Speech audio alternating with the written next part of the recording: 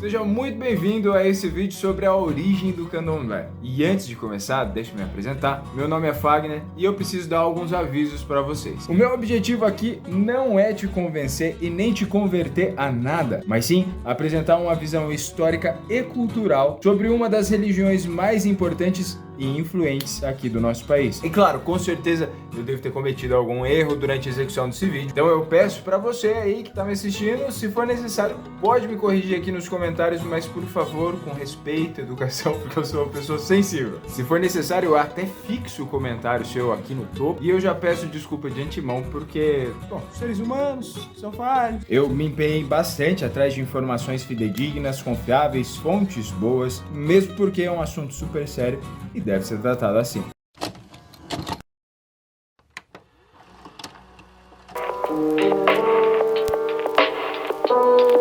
O candomblé tem raízes profundas na cultura africana, trazida para o Brasil pelos povos escravizados durante a época colonial. Entre essas pessoas, haviam reis, haviam rainhas, aliás, existia toda uma sociedade que teve a sua história apagada pelos colonizadores europeus. A história do candomblé está intimamente ligada à luta contra a discriminação e opressão, e suas práticas religiosas representam um grande símbolo de resistência e de afirmação da identidade afro-brasileira. Durante esse vídeo você vai explorar a história e tradição do candomblé, desde suas origens nas senzalas até os dias de hoje. Nós vamos conhecer suas divindades, seus rituais, suas práticas culturais e entender como essa religião se tornou uma das mais importantes expressões da cultura afro-brasileira. Eu espero de coração que esse vídeo seja uma fonte de conhecimento e de reflexão sobre a riqueza e a diversidade cultural do nosso país e que ele possa contribuir para o respeito e a valorização das diferenças que tornam os humanos seres únicos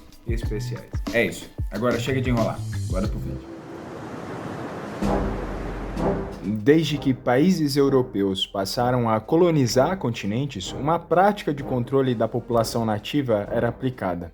E essa prática consistia em eliminar qualquer traço original da cultura local para manter assim o controle dessa mesma população. Isso foi feito com os astecas no México, com os cherokees nos Estados Unidos, com milhares de povos no continente africano e com os indígenas brasileiros. Uma das primeiras coisas que os colonizadores fizeram por aqui, em terras tupiniquins, foi rezar uma missa e começar a missão inglória de converter os indígenas ao cristianismo. Todos esses povos originários possuíam suas próprias crenças, suas próprias divindades e seus próprios costumes. Na cultura europeia, em seu processo de colonização, fazia a eliminação de qualquer traço de cultura e identidade como uma maneira de controlar esses povos e dificultar a existência de meios para a organização de uma rebelião contra eles. Ao longo do processo de colonização do nosso país, o Brasil, não só indígenas foram arrancados do meio de suas tradições. Milhões de pessoas foram sequestradas do continente africano para serem escravizadas aqui.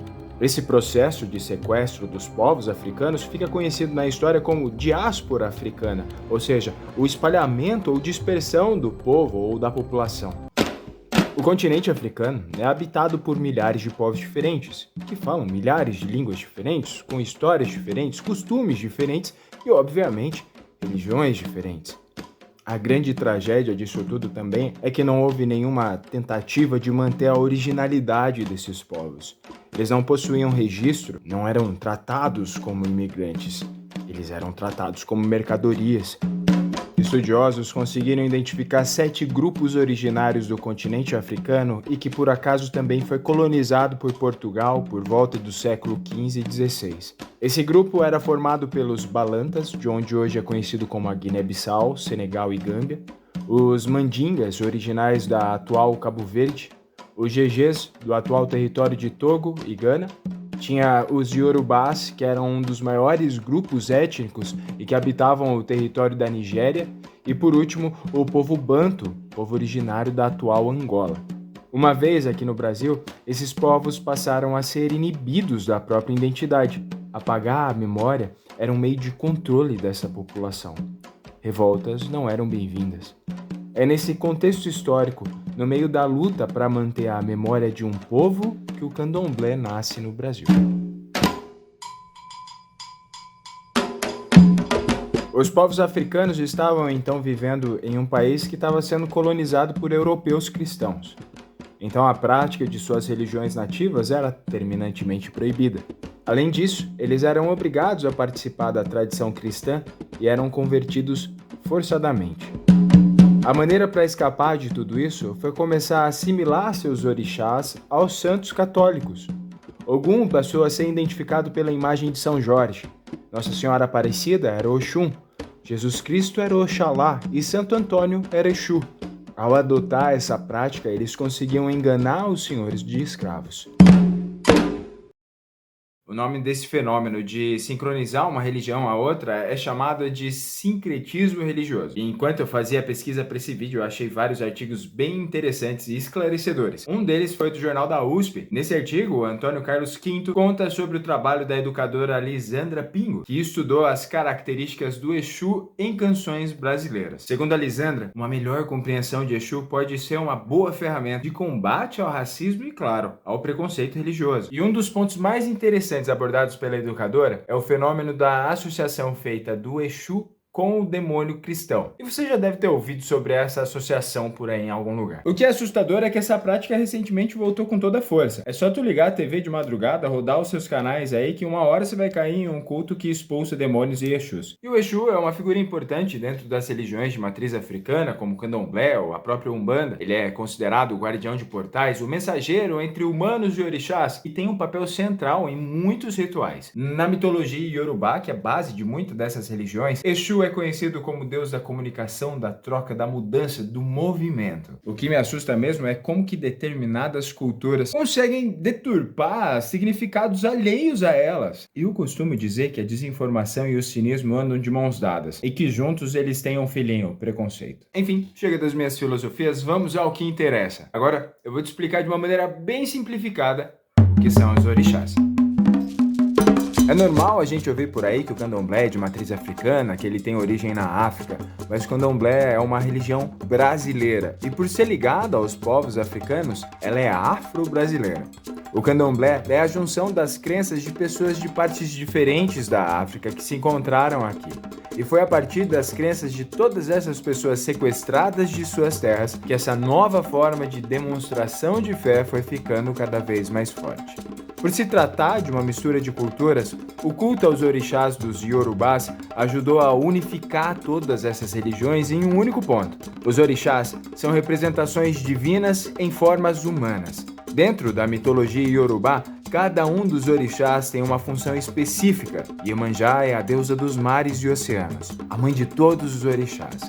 Ogum é o deus da guerra. Oxum é a deusa do ouro, que traz força para continuar lutando. Oxalá é o deus da criação. Foi ele quem criou a humanidade e o mundo. Vale lembrar que a única maneira que nós, humanos, temos de nos comunicar com esses orixás é através de Exu. Ele é o mensageiro e a ponte entre deuses e homens. Esses que foram citados são alguns orixás de algumas linhas. Existem várias linhas dentro do candomblé e alguma dessas linhas pode possuir até mais de 20 orixás. E cada uma preserva o seu próprio aspecto. O nome do candomblé vem da junção de dois termos. Candombe, uma referência à dança com atabaques do povo banto, e o termo iorubá, ilê ou ilé, que significa casa. Logo, o candomblé pode significar a casa da dança com atabaques. O candomblé, como a gente viu, tem uma raiz bem profunda na história dos povos escravizados no Brasil. Em um contexto de opressão e violência, as senzalas se tornaram locais sagrados, onde a cultura e a religiosidade africana poderiam ser preservadas. E a partir desses espaços que surgem os chamados terreiros, que passou a ser encarado como um símbolo contra a injustiça social. O som dos tambores e os ritmos da dança recuam como marcas da vitalidade desse povo guerreiro. E embora muitos avanços tenham sido conquistados desde os tempos da escravidão, ainda há muito a ser feito para que a igualdade seja uma realidade para a nossa sociedade. Mas o povo de certo não desiste da luta por um mundo onde todas as pessoas podem ser livres e respeitadas por sua diversidade. O candomblé continua sendo uma fonte de inspiração, de esperança, uma religião que celebra a vida e a natureza e que nos ensina a valorizar e respeitar a sabedoria dos nossos ancestrais. Que esse povo possa seguir ao som dos tambores, no ritmo da dança esperança em uma jornada de paz, justiça e igualdade para todos os povos. Axé.